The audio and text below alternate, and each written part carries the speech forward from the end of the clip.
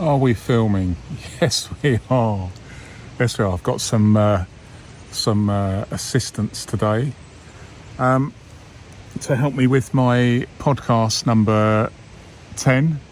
Is it number 10? Yes, it's number 10. That's right. Are you going to settle? Are you going to settle, are you? Okay, right. So, podcast number... There we go. Podcast number 10. Okay, so I'm going to go through things as quickly as I can. There'll be chapters down below if you want to move from section to section. I'll probably do a plug at the end, but I'll say goodbye before I do the plug because not everybody wants to hear plugs. So here we go. We're going to start with what EDC am I using today, or rather this week. So I'm using two. One is my Guildford Mini Extra Slim, and the other is I've brought it back into service, my filofax Portlands, and those of you who have a sharp eye will notice there's something different to the Portlands. Video later. Okay, so also I'm using my Rhodia stroke Mulberry Frankenfax, bit of a mixed bag there, but I did a complete video on this a few days ago, and there's a lot of people, particularly in the EDC community, the everyday carry community, particularly in America, and particularly guys looking at the stats who really like this format. So I might do another one of these actually, but for the moment, let's move on to Q&A, or CNR as I call it, comment and response. So, okay, have I thought about using different inboxes? When I mean an inbox, I mean this is an inbox. This is an inbox. All sorts of, just a paper bag is an inbox. My pocket is an inbox.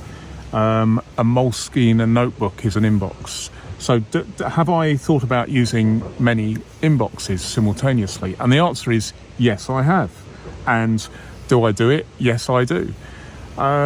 It's subject to a forthcoming video, how I handle a multiplicity of inboxes. So watch this channel and you'll find out. But the answer is yes.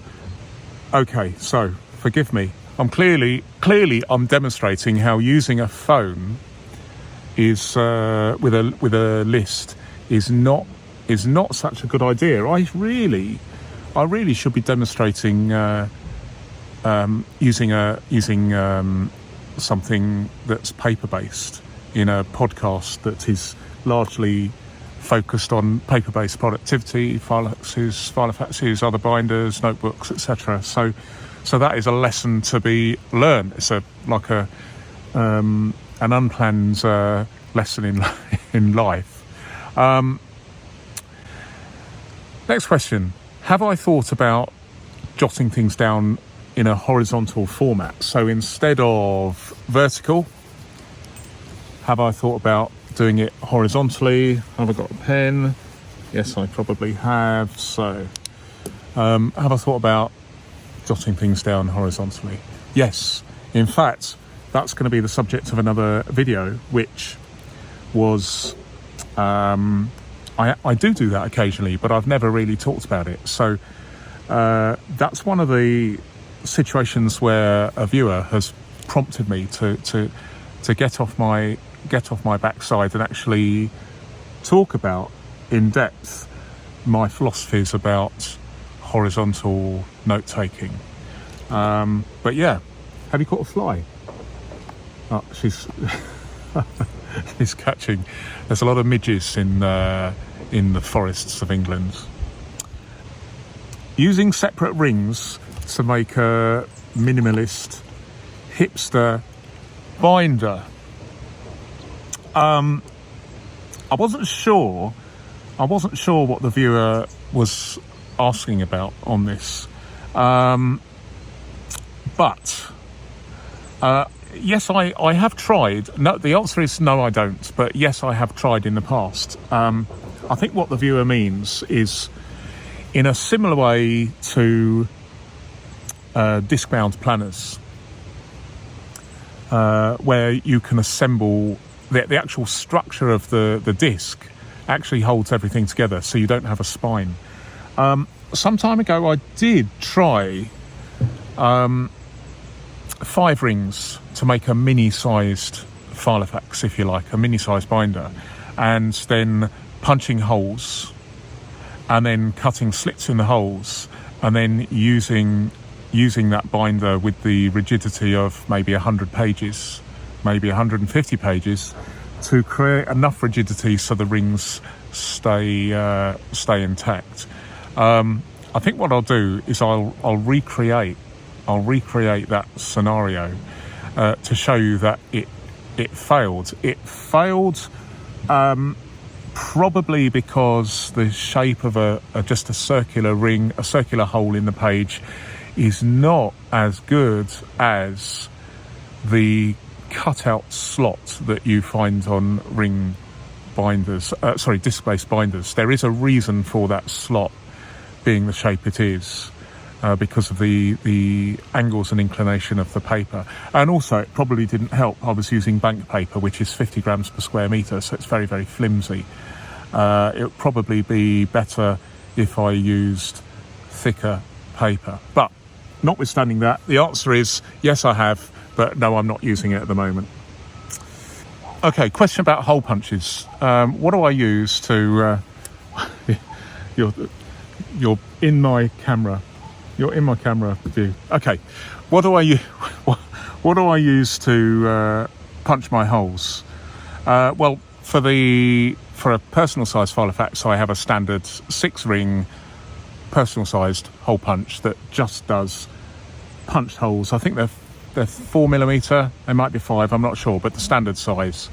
But for smaller binders, particularly I don't really use the pocket size, but I do use the mini size.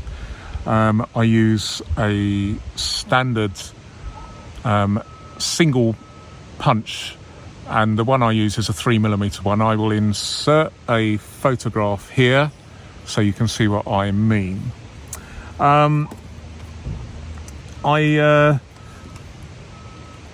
I find that it works very, very well, but I will do the question has prompted me to make a video in the future, a short video, not a 30-minute video, a short video about how I use my hole punch and why I find that there is a certain reason why I use a single hole punch, which is not immediately apparent, but I will explain all in the video, so watch this channel. Plan with me. Have I considered this? Well, here's the thing. I didn't really know what plan with me was. So I did a search, and I get it now. I get it. So there are a lot of people who enjoy watching YouTubers go through their filofaxes and discuss things about their planning. It's I found when I clicked on one or two of these videos, I found myself watching to the end. It's quite addictive because at the end of the day, I'm very, very curious. Well, how do other people do their planning? So I've not actually ever done that. So the answer is no, I haven't. However, I'm not too sure that it's my thing, because a lot of plan with me videos, if you like, involve talking about the arrangement of dividers and pre-designed and pre-printed inserts, often designed to the particular YouTuber's taste. Whereas for me, I generally don't have any dividers. I might have one or two, but I generally don't have any dividers at all. and I generally use either blank paper or squared paper or those dots. I very rarely use lined paper unless it's really, really cheap, and so I buy it anyway just because it's cheap. Or I inherit it, because if I buy, I've got hundreds and hundreds of sheets of lined paper of all different hues and colours, simply because that paper has been found in binders, mainly filofaxes, but other binders are available too, in the ones I buy. And quite often I typically remove those and keep them in store. So it's very, very rough and ready. I don't want to waste anything. I never throw anything away. So inevitably I do end up, particularly in a filofax where I'm using it as an inbox, or indeed sometimes, just occasionally, I use different colour paper to denote certain things. But generally, I've never done a plan with me, and I can't see myself doing a plan with me video. However, what I am going to do shortly is, in fact, I might even do one today and upload it at some point, where I am I can't generally upload, and I can't really film and upload on the same day, because my broadband is sometimes 100 times slower than regular fibre broadband. It's incredibly slow. Strangely, on my phone, I have 5G, and 5G in the UK, it varies, but if I'm downtown, I can upload at 100 megabits a second. But if I'm at home, sometimes the upload is, I recently did a test and it was 0.26 megabytes a second. So the difference between going downtown, standing outside the Apple shop, or indeed being at home, can be as much as to take the example figures, it could take me several hours, 400 minutes to upload a video, whereas the same video downtown I could upload in less than 60 seconds. So it's difficult to make a video and then upload it on the same day, but I will probably make a video, not a plan with me, but a build with me, and all will be revealed when you see it. Okay,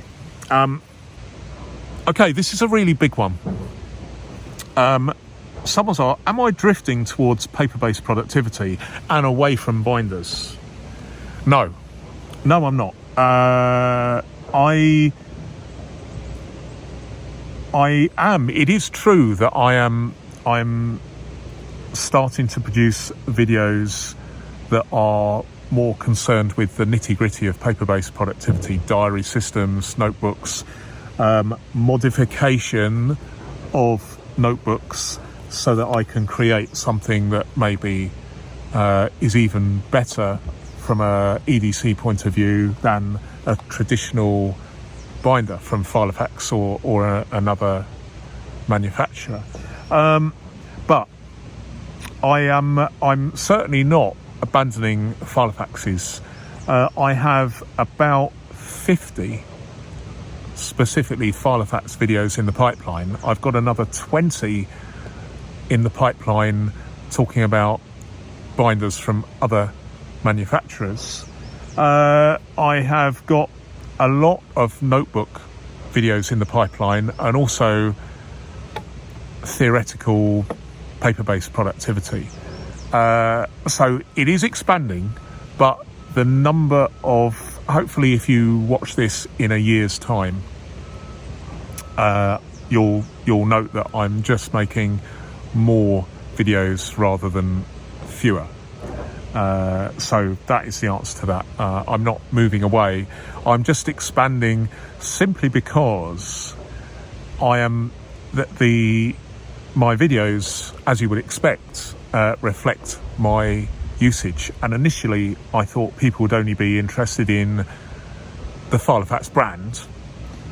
Then I discovered, perhaps naively, I thought that would be the case. Then I discovered that people were interested in brands other than filofaxes. Then I discovered that people were interested in modifications to binders, traditional binders. And then I'm branching out, but I'm not going to be talking about the price of eggs or fish and chips or I may be in the countryside today, but that's because I quite like it, and there's some building work going on next to my house today, so it's quieter up here. No, I guess I'm just branching out, and I'm hoping that the very fact that I have different categories. So if you want to just look at my podcasts, then there's a whole section marked podcasts. If you want to look at reviews of filofax reviews, then there's a whole section just on reviews. I do have one called Other Stuff, but you can look at the playlists showing above this video now, I believe, and then take your pick. And the other thing I'm doing, as you're finding out, is I wasn't doing it initially, but I am now, certainly with the podcasts and some other videos too, if they're quite long. I'm starting to work through it and place the chapters along the bottom screen, and also in the description as well, so there's ease of access. So I do note, looking at the stats, that people do dip in and out, and for instance, they'll skip my intro, for instance, or they'll move to a particular subject in my podcast. So I think that's fair enough. If I provide the navigation and produce plenty of content, then hopefully there's something for everyone there. Okay, next point. And it's more of a compliment. I just want to share this with you because I was well chuffed, really pleased. I'm not trying to blow my own trumpet, as they say in the UK, but I just wanted to share this with you. So, and following on from the previous question about a drift away towards paper-based productivity, this person says, "I so enjoy the paper-based system. That's why your channel is well valued and appreciated. I always look out for your videos. Please keep them coming." Well, I will do that. I will keep them coming, as it were. So thank you very much, whoever you are. Can you eat that midge, please? Oh, she's asleep now. Let me show you. Yeah, I think she's got bored. She was quite alert, but once I got to about 15 minutes, she decided to go to sleep. So that's hopefully that's not indicative of my viewers, but hey ho, we are where we are. Okay, I'll keep them coming. Next point. Someone is talking about my ultra minimalist EDC diary. Enigma comes. So this lady says Enigma comes to mind. I watched this video 3 times and it's not at all practical. Sorry, that's my view. Fair enough. It's not for everyone, and I keep my. In this particular case, it's a 16-page diary, and it's the one where, let me show you a blank page for December 23, where there's nothing in here at the moment. So reference codes here, space for letters here, just as experiments to see one of my many paper-based productivity system experiments, just to see if it works for me. So I'm currently using several, just to see, just for the purposes of science, whether that will work. And this lady, her verdict is it's not for her. But whoever you are, thank you for watching it 3 times. I really appreciate that. That shows an open mind, particularly since I ramble on quite a lot when the videos could be a little bit shorter. So thank you very much. Okay, fair enough. Okay, this is another one for talking about my EDC diary. Yes, I used the mini Lyndhurst for years. So I was talking about the options other than the Guildford Mini Extra Slim, and I was talking about how I recommend the Lyndhurst, the Kensington, and the Portland, all of which are slightly bigger than this, but still very, very usable, and the leather is arguably better quality than this one. So this person says, I used the mini Lyndhurst for years. I was one of the few that, this is interesting, didn't have a cell phone until 2012. I hated trying to use my phone for taking notes, thought capture and planning. So I agree. I mean, the very fact that I'm struggling with notes that I wrote them on my iMac last night, and those notes automatically appear on my phone today.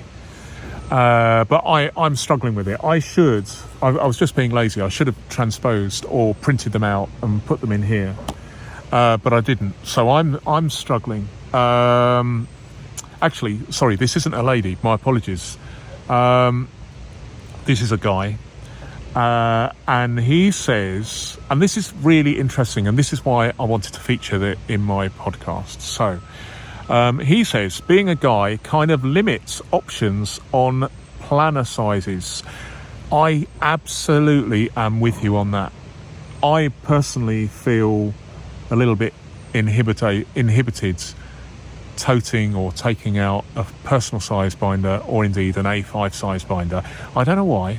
For some reason, as a guy, I don't like being seen in public with those two sizes. But an A4 size, not a problem, because I suspect it's associated in people's mind. The perception is I'm carrying A4 paperwork, and there are a lot of business files, business folders that cater for A4 sized paper. And most of the business, virtually every piece of paper in the UK is A4. There's virtually nothing that's bigger than that. So business correspondence tends to be A4 at least in the UK. So I don't have any problem with that, and I don't have any problem carrying a mini size like this because it just looks like a moleskin. And I think that is it may be the wrong way of looking at this. There may be people saying, well, what does it matter what you're carrying? What, just the same as what car you're driving or what you're wearing, what shoes you're wearing. But we live in a society where we're sensitive to our how we are perceived by others, and for me that means that I tend not to use a personal sized or A5 size binder in public. But mini is okay, probably because it looks like a moleskin, and A4 is okay, probably because it just looks like an A4 business folder. But this guy is saying being a man kind of limits planner sizes. Women have purses, they can use minis and go as big as hauling around an A5 planner. For guys, we have our pants pocket, or trouser pocket if you're in the UK, and the only thing that fits is a filofax mini. And yes, absolutely, I can fit this in a pants pocket, trouser pocket, jeans pocket, what have you, and it's small enough. Now the pocket size could fit in a cargo pocket, but it won't fit in a jeans pocket, and you don't really want to put a ring binder in a back pocket because if you have to keep on taking it out if you sit down. whereas you don't need to with a filofax mini. So absolutely, I totally agree 100% with this guy. He says, here in Texas, it's mostly hot and we wear shorts and a t-shirt. Unless one gets a fanny pack, we call them a bum bag in the UK. Fanny pack is not something we... It's not a phrase to which we subscribe, but, it's in... The language differences are like pants for us are underpants, boxer shorts. Fanny pack, we generally don't use that term here. Or a man's purse. Backpacks are okay, but this is also an interesting thing, and it's again why I wanted to share it with you guys. He says, go away. He says, backpacks are okay, but it takes too much time to take the backpack off and unzip to something to access it. And stores don't want you waltzing in with a backpack because they think you're going to rob the place. So filofax mini it is. Now, I've not come across this in my naivety. I did not associate the wearing of a backpack or rucksack if you're in the UK. We sometimes use the word backpack.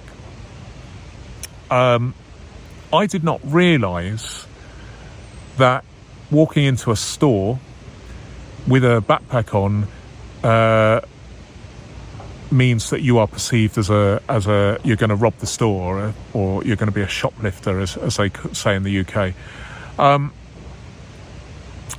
That caught me surprised. As far as I'm concerned, and I've been wearing a backpack for I'm in my 60s, so over 50 years.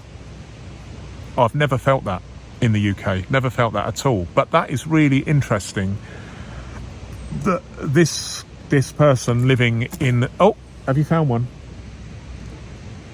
She's found someone. At this rate, I won't have to do an evening meal. Are you hungry? I thought you were... surely I fed you enough today already. Yeah, just keep doing it. Okay. So I'm rambling now, but that is a really interesting thing that this guy in Texas wearing shorts t-shirt because it's so hot. The only filofax that this guy seems able to carry on his person during the day when he's out and around is a mini-sized filofax, and I that hasn't happened to me with a backpack, but certainly that's an interesting point about the perception of store theft. Okay, next point. This is all about my EDC notebook project. This one. I think it was this one. If this is you, forgive me if you I misread your comment. And I'm just going to stop there because someone's walking along. Hold on a sec. She gets really excited when she spots other dogs walking in the forest here. Okay, so where were we? So EDC notebook project. Some detailed thoughts. This person says, I use dummy cards in my notebook, basically cards for accounts that no longer exist but look real enough if someone sees them and wants to steal them. They can do so, but it's non-valid info. If you don't have those, here in the US, we sometimes get credit card offers in the mail that contain fake cards. You can collect those and use them as dummy cards too. Now, I have talked at length about... where are you going? I've talked at length about security, particularly about carrying filofaxes, simply because I'm in another world, in a parallel universe, as it were. I'm a street photographer, which can be, not always, generally not, but it can be quite risky. So there's an enhanced risk of robbery, and it's one of the reasons why, as you know, I don't have a combined filofax stroke wallet. I distribute filofaxes around my person. The most I've carried were 5, and don't do that every time. But it was in. I made that video to illustrate the fact that we shouldn't really be putting all our eggs in one basket, as it were. But clearly, this is, at least for this person, maybe for others, it is an issue in the States, and maybe it's increasingly so. I don't know. We're looking. There is a here on eBay that as I record this, one filofax on eBay is being listed at £1,000 or $1,000. Can't remember which. The filofax itself, there's a risk of it being perceived by a potential thief as a valuable item. So it just goes to show that having some dummy cards is actually quite a good idea. And it's I carry one dummy card, although it's not a dummy card. It's actually an active account, but we have 2 systems here in the UK. We have chip and pin, where you insert your cards and then put a 4-figure pin in, which has been going on for years. But increasingly people use the swipe method, so it will pick up the data without touching anything and not touching any buttons, which has particularly picked up over the last 3 years since COVID. People don't want to press those buttons, so we have swipe cards, and that means that we have people carry RFID wallets, which are wallets that are designed to prevent people with handheld scanners swiping past us in the underground, or you call it the tube in America. Not the tube, you call it the subway, don't you? I think what he's saying is a good idea. Okay. Next point. Where are we? Okay, that's it. And we are at 30.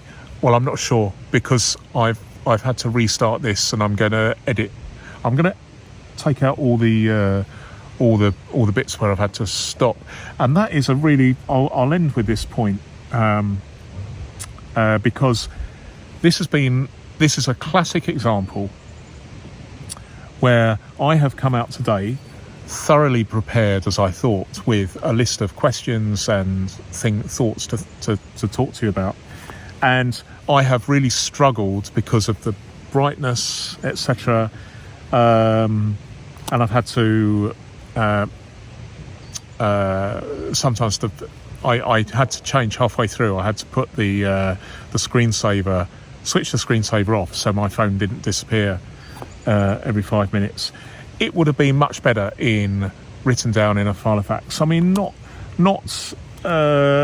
notwithstanding the fact that I didn't want my battery to run out, so I'm connected to a power bank, which is another risky thing, particularly in London. I should have just used this and taken the time to write them down or print them out, and then it would have been a much smoother podcast. But I'll stop there, other than my plug at the end. So thank you for watching. Please leave comments. If you like something, great. If you don't like it, let me know as well. by pressing the dislike button. All feedback I take constructively, and also if you are interested in having your question responded to actually in the podcast, could you just, when you leave a comment, put in brackets podcast, close brackets, and then I will do my best to feature your point or your question in a forthcoming podcast episode. At least at the moment, I'm answering every single question personally in the comments, or picking it up for the podcast. If you're certainly, I'm doing that right now in early August 2023. But in a year's time, or 2 years' time, or 3 years' time, if you're watching then, if things run away themselves and there are so many comments that I can't respond to everyone, I apologise. What I will do is I will pick up as many as I can. Just a bit of guidance about that, and that is, if you watch one of my videos, or indeed watch or listen to my podcast, what I try and do is I spend an hour after it's published looking at the comments. If it slips, if you comment a month or a year or 5 years after I've uploaded this, then it might be the case that I miss it. But I am trying to establish the habit of responding to comments immediately for an hour's worth of responding, if you like, each time I upload one of my videos and it goes live. So that's a tip for the times when I get to the point where I cannot answer every comment. I know that's happened to many YouTubers in the past, where they've said, please leave a like or please leave a comment and I promise I'll respond. But I can't give you that promise, because for them, suddenly they've had 100,000 comments to respond to, and it's obviously, there gets to a point where you can't. At the moment, as I record this in August 2023, I'm responding as far as I'm able to every single comment, but that may not be the case. And also, if I'm not here, we all have a limited lifespan on this planet, then apologies, but I won't be, once I've gone, I won't be able to respond to any of your comments. But there we go. There we go. So thank you very much for watching, sharing, liking, and until next podcast, goodbye. Okay, so if you're still with me, here is a plug.